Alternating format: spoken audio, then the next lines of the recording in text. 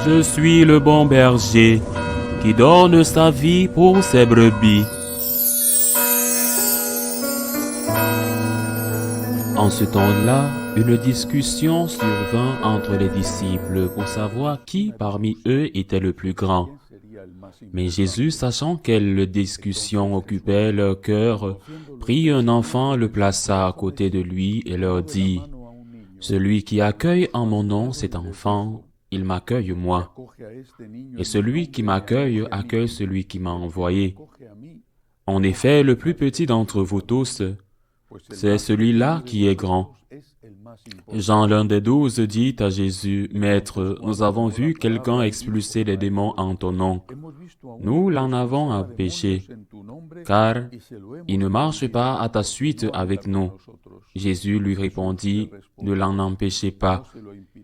Qui n'est pas contre vous est pour vous. » Acclamons la parole de Dieu.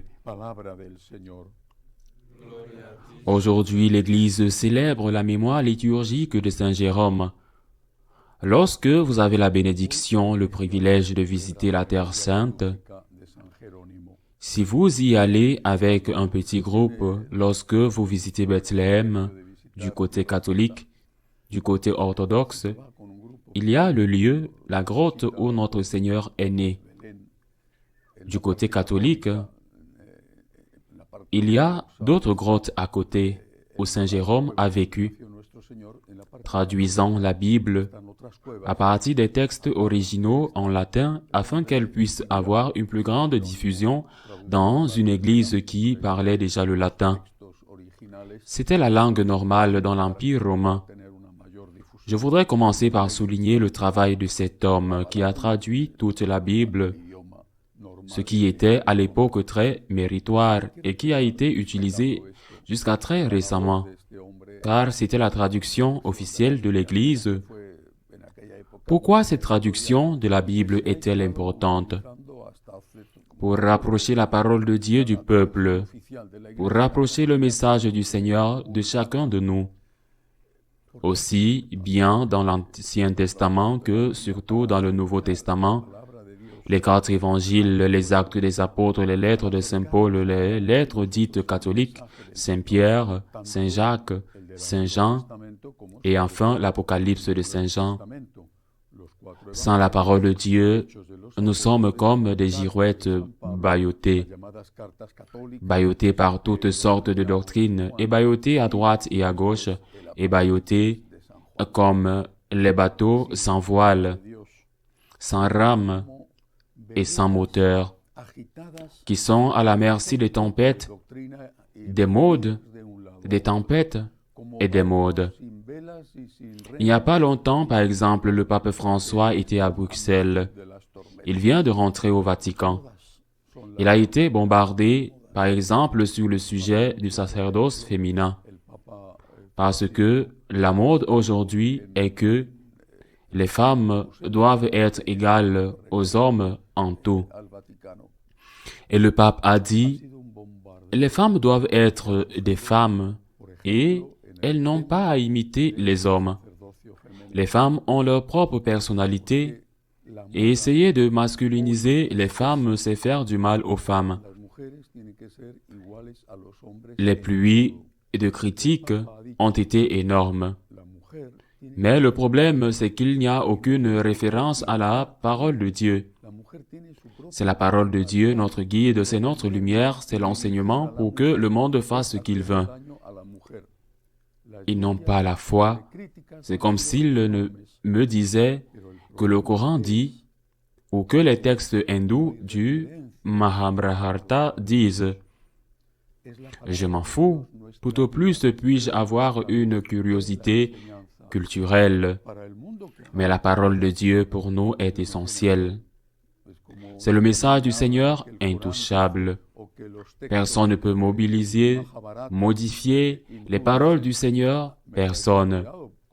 Et dans la parole du Seigneur, il y a aussi, je le répète, les lettres de Saint Paul qui sont très claires à ce sujet. Et puis il y a la tradition, qui est ce que l'Église a enseigné pendant 2000 ans de manière cohérente et ininterrompue. Dans la parole du Seigneur, il est dit que le Seigneur choisit les apôtres et qu'il ne choisit pas les femmes. Mais ils étaient là à ses côtés.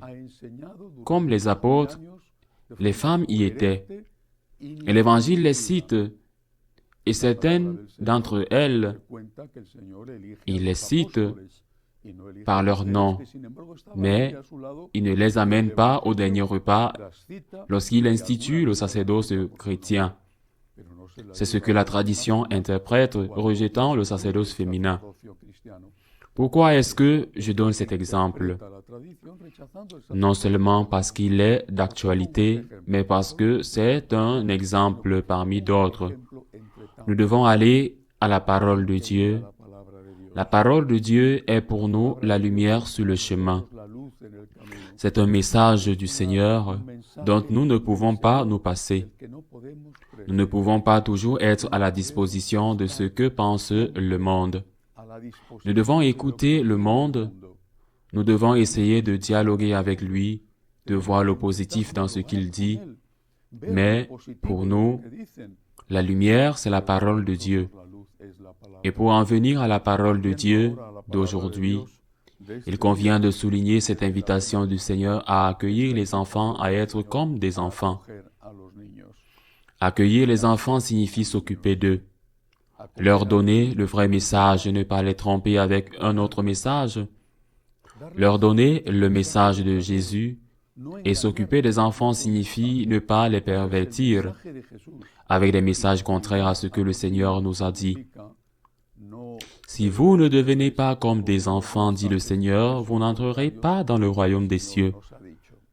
Accueillir les enfants, s'occuper des enfants, avoir cet enfant spirituel dont parle Sainte Thérèse de Lisieux, dont nous célébrerons la fête demain, ce qui signifie que, comme des enfants avec leurs parents, nous devons faire confiance à Dieu, savoir que nous sommes entre ses mains, que parfois nous ne comprendrons pas le chemin sur lequel le Seigneur nous conduit, mais que nous sommes entre les mains de quelqu'un qui nous aime beaucoup et qui, par conséquent, mérite notre confiance. Ainsi soit-il.